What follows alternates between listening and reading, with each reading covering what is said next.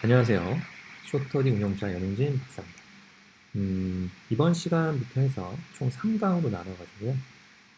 소위 노베이스 분들을 위한 입문자용으로 행정법 개념 이해와 어, 뼈대를 잡을 수 있는 그런 강의를 마련해봤습니다. 오늘 처음 강의고요. 1강의 주제는 법치주의는 국가를 통제하는 원리다 라고 잡아봤습니다. 음. 행정법 이념에서 가장 주목해야 하는 것이 바로 법치 행정이라고 할 수 있거든요. 음. 법치 행정이란 모든 행정작용은 법규에 근거를 두어야 한다는 것이고요. 특히 문제되는 국민의 권리를 침해하는 침해 행정의 경우에는 반드시 법치주의, 즉 국회에서 제정된 법률에 의거해야 한다는 원칙을 말을 합니다. 법치 행정이란. 뿐만 아니라 실질적 법치주의 원칙에 따라서 법규 자체가 여러분 실질적 내용적으로 정당하지 않으면 안 되는 거죠. 행정법의 존재 이유라 함은 바로 여기에 있는 겁니다. 행정작용의 정당성을 가진 법규에 근거하게 함으로써 행정작용의 남용을 막고 궁극적으로는 국민의 권리를 보호하는 데 행정법의 존재 이유가 있다라고 말할 수 있겠죠. 자, 이제 본격적으로 시작을 하기에 앞서서요, 여러분. 이러한 제가 노베이스 행정법 개념의 강의는 그냥 부담 없이 이거는 뭐 수험 공부라기보다는 뭐 수험에 대한 어떤 배경 지식을 축적한다 이렇게 편안한 마음으로 들으시기를 추천드립니다. 자, 그러면요. 행정법이란 무엇입니까? 행정법이란 쉽게 얘기해서 행정기관과 관련된 모든 규범이라고 할 수 있겠습니다. 자, 행정기관마다 여러분 수많은 소관 법률이 있고요. 그러한 것이 모두 행정법에 속하게 됩니다. 뭐 정부조직법이라든가 행정규제기본법이라든가 행정절차법, 그죠? 중요하죠. 주민등록법, 그다음에 공공기관 정보에 관한 법, 국가공무원법 등이 모두 행정법입니다. 그리고 나아가서 뭐 경찰 작용에 관련된 법이라든가 지방자치와 관련된 법이라든가 또 나아가서 환경에 관한 법 모두가 행정법 범주에 들어온다고 할 수 있겠습니다. 자, 그러면 이제 본격적으로 이 행정과 이 행정법에 대한 개념에 대해서 살펴보죠. 여러분, 행정법은 행정에 관한 법을 말하죠. 행정이 뭡니까? 행정이란 여러분 국가 작용 중에 우리가 입법, 사법, 행정 이렇게 나누잖아요. 그렇죠? 국가 작용 중에 행정이란 입법이나 사법이 아닌 어떤 것이겠네요. 자, 그래서 형식적으로 행정을 정의하면요. 행정기관의 권한에 속하는 국가 작용이라고 할 수 있습니다. 자, 그러면 입법기관의 주요 작용이 국회에서 법을 제정하는 거죠. 그리고 사법기관의 주요 작용이 재판 기능이라고 했을 때 행정기관의 주요 작용이 무엇일까요? 적어도요, 여러분, 행정은 이러한 정치 활동과는 구분되는 개념입니다. 자, 행정은요, 정치 활동이 일단 아닌 어떤 것이에요. 행정에서는 무엇보다 정치적인 중립이 중요합니다. 정치 영역에서는 우리가 생각해 봤을 때 어떤 여론의 동향에 따라서 역동적으로 변하는 것이 중요하다고 한다면요. 행정 영역에서는 그와 반대로 정치적인 어떤 바람에 흔들림 없이 안전하고 또 지속 가능하고 통일성이 중요하다고 할 수 있겠습니다. 또한 행정작용이란 것은요. 통치행위라는 개념과는 구분돼야 돼요. 여러분 중요하죠? 그럼 통치행위란 뭔가요? 통치행위란 것은 고도의 정치적 색채를 지니는 국가기관의 행위다. 이렇게 이해하면 돼요. 따라서 고도의 정치적 색채를 지니는 국가기관의 행위이기 때문에 사법심사의 대상이 대개에는 부적법할 뿐만 아니라 그에 대한 판결이 있을 경우 집행이 곤란한 국가작용을 의미합니다. 대표적으로 이런 경우죠. 자, 이런 경우예요. 이런 분들. 가령 대통령이 여러분 장관을 북한에 특사로 보낸다. 자, 특사로 보내는 일은 행정부의 주도적으로 이루어집니다. 행정부의 주도로 이루어지지만 그 성격이 고도의 정치적 성격을 띠겠죠? 그죠? 그 정치적인 해석이 다 갈리잖아요. 그죠? 이러한 종류의 국가 작용을요, 행정의 개념에서 배제한다는 것은 행정법의 규제 대상에서 배제한다는 것을 의미하고요. 그죠? 사법적인 심판의 대상이 되지 않는다는 것을 의미합니다.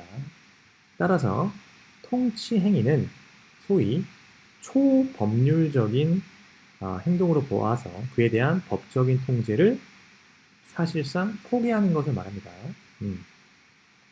그러면 이렇게 법의 통제 밖에 있는 영역으로서의 통치 행위를 인정할 것인가에 대해서 우리 헌법재판소는요, 어떻게 결정하냐면 통치 행위에 대해서 통치 행위를 포함해서 모든 국가 적용은 국민의 기본권적 가치를 실현하기 위한 수단이라는 한계를 반드시 지켜야 하는 것이고, 헌법재판소는 헌법의 수호와 국민의 기본권 보장을 사명으로 하는 국가기관이므로 비록 고도의 정치적 결단에 의해서 행해지는 국가작용이라 할지라도 그것이 국민의 기본권 침해와 직접 관련되는 경우에는 당연히 헌법재판소의 심판 대상이 된다고 결정합니다.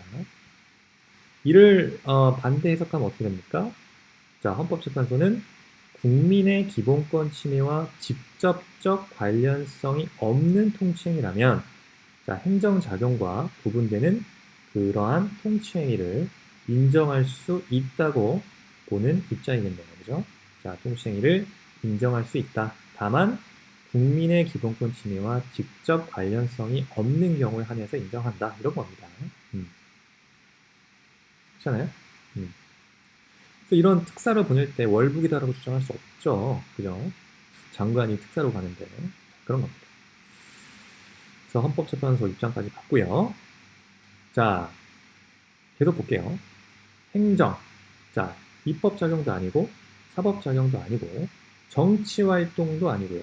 통치행위도 아닌 그 어떤 것입니다. 자, 그렇다면 행정. 그 실체가 무엇입니까? 실체. 행정의 그 특성을 위주로 해서 그 행정의 개념을 정의할 수는 없을까요? 이처럼 행정기관이 실제로 하는 일의 내용으로 정의한 행정을 실질적 의미의 행정이라고 합니다. 실질적 의미의 행정이라고 합니다. 예를 들어서 행정을 이렇게 학자가 이렇게 주장을 합니다. 법 아래에서 법의 규제를 받으면서 통일성을 지닌 계속적 형성적 국가활동이라고 정의를 했다면 이는 실질적 의미의 행정이 무엇인지에 대해서 나름대로는 견해를 밝힌 것이라고 할 수 있습니다. 어쨌든 실질적 의미의 행정이 무엇인지에 대해서는 학자들 사이에는 논란이 있을 수밖에 없죠.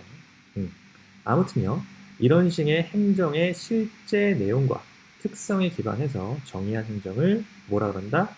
실질적 의미의 행정이다 라고 하는 것입니다.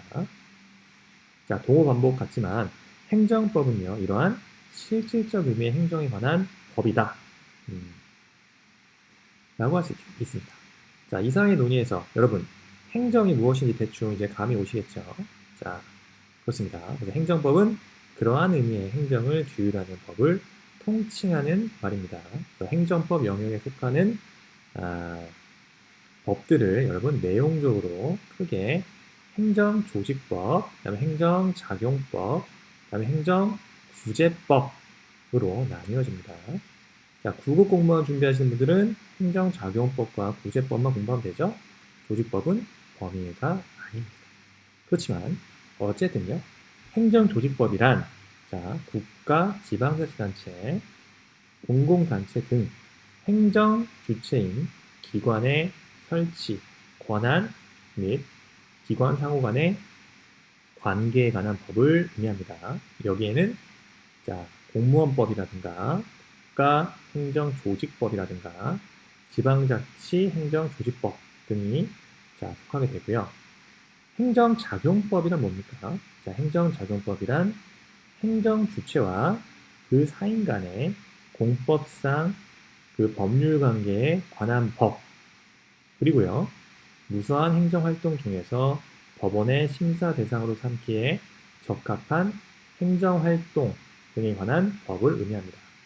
여기에는 자, 뭐 행정행위, 그다음에 행정입법, 그다음에 비권력적 행정작용, 그다음에 행정상 의무이행 확보수당, 뭐 행정강제 같은 의무이행 확보수당에 대한 내용이 포함되어 있고요.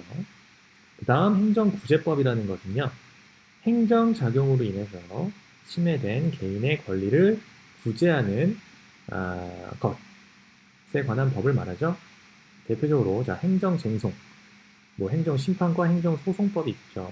그 행정쟁송과 자, 국가보상, 즉 행정상 손실보상과 행정상 손해배상 등 국가보상이 포함이 되게 됩니다. 그래서 행정법 영역을 크게 이렇게 세 가지로 나눌 수 있다. 자, 기억하셔야겠죠? 이런 것들이 뼈대예요, 뼈대. 행정법 영역, 조직법, 작용법, 구제법이 있다. 이 정도 일단 알고 넘어가시면 되고요. 자, 어쨌든요. 행정법의 지도 이념으로서의 법치행정 계속 보겠습니다. 행정은 헌법과 마찬가지로요.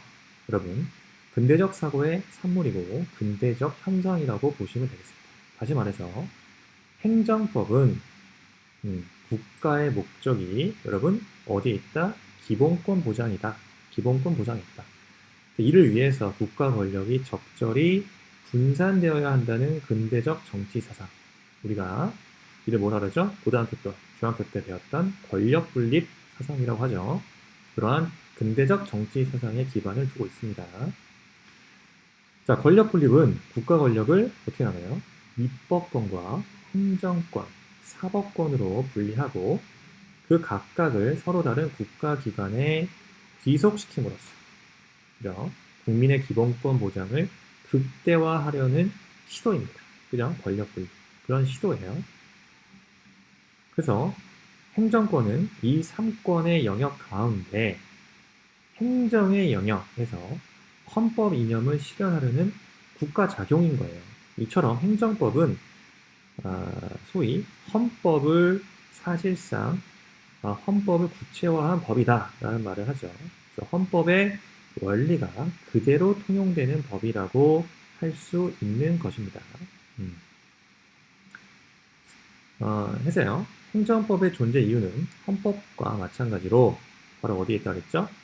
국민 또는 자, 시민의 기본권 보호에 있습니다. 행정법이 기본권 보호에 기여하는 방식은 두 가지예요. 자, 한 가지는 기본권에 대한 자의적인 침해를 규제하는 것이고요. 다른 한 가지는 기본권 보장을 위한 적극적 행정에 필요한 수단을 제공하는 것입니다. 그래서 행정법의 이러한 주요 관심사는 그러한 목적에 합당하게 행정작용이 일어나도록 어떻게 합니까? 행정기관을 통제하는 것이에요. 그런데 행정기관이 하는 일을 어떻게 다 통제할 수 있을까요? 이에 대한 답변의 실마리를 제공하는 것이 바로 법치행정 원리입니다. 법치행정의 원리. 즉, 법치행정 원리에 의하면 행정기관은요, 오로지 법에 의해서만 존속 가능하고요. 법에 근거해서만 행정 업무를 수행해야만 합니다. 특히 행정기관은 국민의 기본권을 침해해서는 안 되겠지만 부득불 침해할 수밖에 없는 경우라면 오로지 법률 베이스, 그렇죠? 법률에 근거가 있을 때에만 국민의 권리를 침해할 수 있는 것입니다. 이것이 행정법의 핵심 원칙인 셈이죠. 나아가서 여러분, 법치행정은 모든 행정작용에 대한 사법적 통제를 보장한다는 의미예요.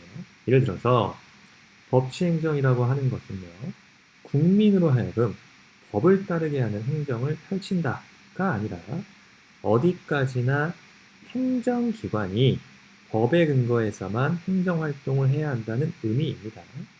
법치행정은 법을 이용해서 국민을 통제하는 원리가 아니라 그 반대예요.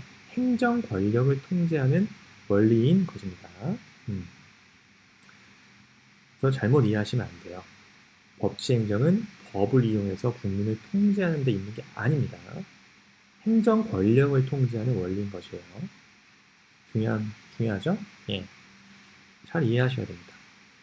자, 법치행정은 누차 말씀드린 대로 행정법을 관통하는 최고의 원리입니다. 그러한 법치행정의 원리에는 당연히 다음에 이 세 가지 측면을 모두 포괄하는 개념인데요. 첫 번째가 바로 법률 우위의 원칙입니다. 많이 들어보셨죠? 이는 행정부에 대한 국회의 우위성을 인정하는 의미입니다. 이 원칙에 따르면 행정작용은 국회가 제정한 법률의 실체적, 절차적 규정에 위반되면 안 된다는 뜻이죠. 행정부와 국회는 동등한 지위에서 서로 견제하는 관계가 아닙니다. 즉, 행정부는 국회가 결정하면 일방적으로 따라야만 하는 거고 그 역은 성립되지 않습니다. 그래서 행정부에 대한 국회의 우위성을 인정하는 의미, 법률 우위의 원칙. 두 번째, 법규 창조력입니다. 법률의 법규 창조력. 이게 뭡니까?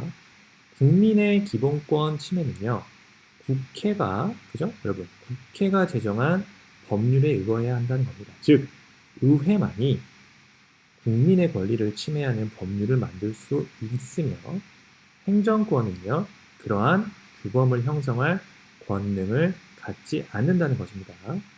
예를 들어서 집회의 장소나 방식을 규제하기 위해서, 그죠?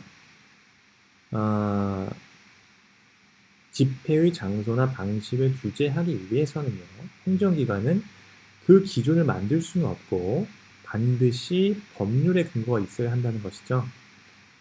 요컨대 국민의 대표로 구성된 의회가 만든 법률만이 국민의 자유나 권리를 제한, 침해할 수 있는 힘을 가진다는 것입니다. 그 다음 중요한 것이 바로 법률 유보의 원칙입니다. 즉, 모든 행정작용은 법률에 근거가 있어야 한다는 의미인데요. 생각을 해보세요. 현실적으로 모든 행정작용에 대해서 법률에 근거를 두는 것은 사실상 불가능하겠죠. 또 세세한 모든 행정작용에 국회가 제정한 법률의 근거가 있어야만 한다면 오히려 국민의 권익을 침해하는 결과가 초래할 수 있습니다. 국회의원을 믿을 수 없다. 그죠? 잘 생각해 보세요. 간단히 생각해도 국회가 행정작용의 모든 세세한 것을 법률로서 규율하는 것은 효율적입니까? 비효율적입니까? 비효율적이죠. 또 불가능합니다. 그렇기 때문에 어느 정도는 행정기관이 독자적 결정권을 가지고 움직이게 하는 것이 불가피하다는 거죠. 이와 관련해 여러 논란이 있지만, 즉 그 중에서도 침해 행정에 대해서는 반드시 법률에 유보가 있어야 한다는 데는 이론의 여지가 없습니다. 즉 다시 말해서 국민에게 새로운 의무를 부과하거나 기존의 권리를 박탈하는 행정작용은요, 반드시 법률에 근거가 있어야 한다는 것이죠. 논란이 되는 지점이 바로 그 외의 행정작용입니다. 이와 관련해 노란색으로 지금 표시가 된 중요사항 유보설이 널리 인정되고 있는데요. 이 이론은요, 달리 말하자면 중요하지 않은 사항은 행정에 맡겨질 수 있다는 것이죠. 즉 국가와 그 구성원인 국민에게 중요하고 본질적인 사항들에 대해서는 반드시 국회가 정한 법규범이 있어야 한다는 입장입니다. 중요사항 유버설. 자, 하지만 이 입장이 획일적인 기준을 제시하지 못한다는 한계가 분명히 있습니다. 네, 그렇지만 우리가 구체적으로 판례가 직접 되면서요 기준의 윤곽이 사후적으로 드러나게 하는 유연성을 장점으로 가진다라고도 볼 수 있겠죠.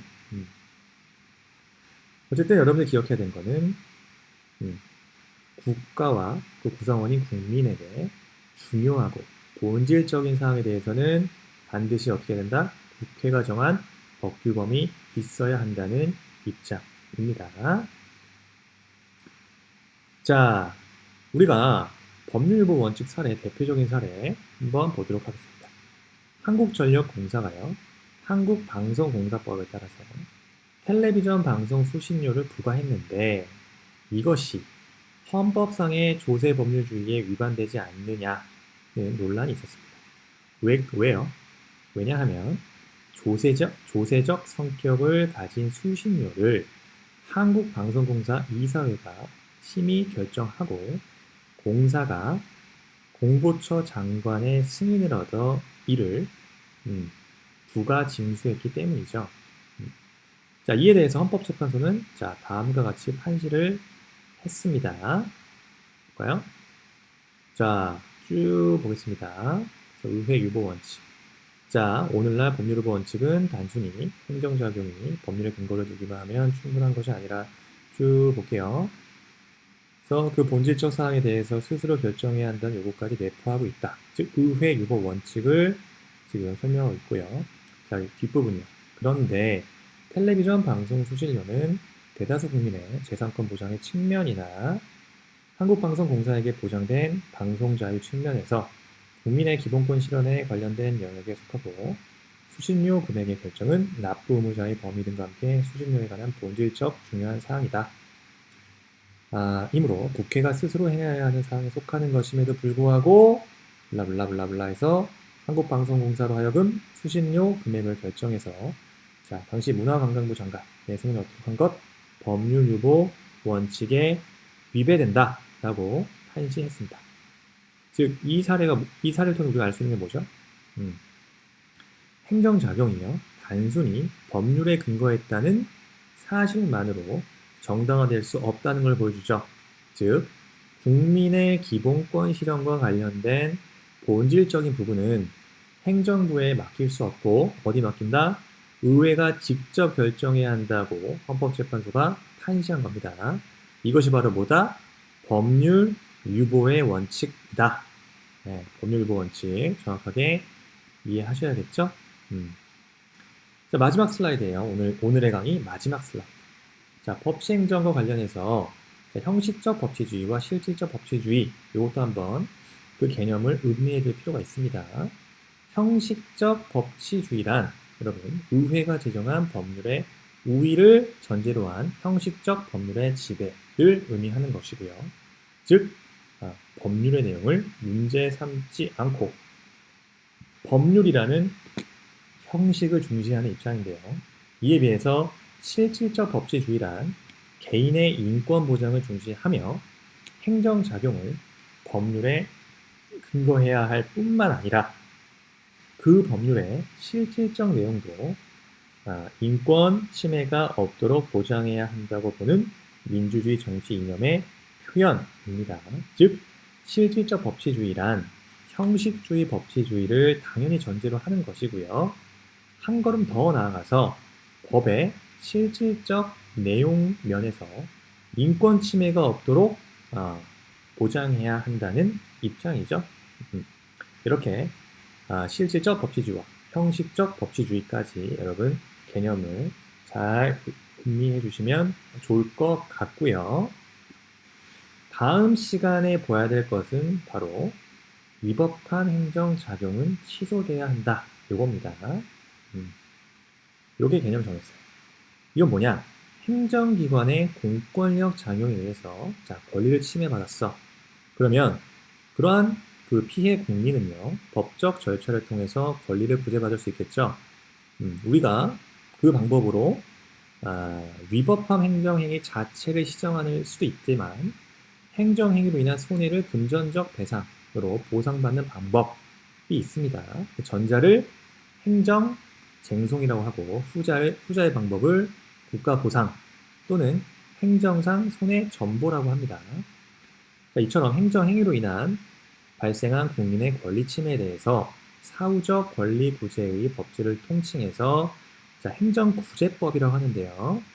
행정구제법은 다시 얘기해서 침해된 국민의 권리를 회복시켜주는 동시에 보다 공권력 행사를 통제하는 기능을 합니다. 그래서 다음 시간에는 이러한 행정구제법에 대해서 살펴보도록 하겠습니다. 자, 오늘 처음 강의였고요. 여러분, 행정법 결코 어렵지 않아요. 이런 것들 지금 제가 얘기한 것들에 대한 논리적 흐름을 잘 이해하시면은 행정법 여러분들 기본서를 보실 때, 특히 이제 공무원 수험서를 보실 때 조금 이해의 폭을 넓히실 수 있다고 생각합니다.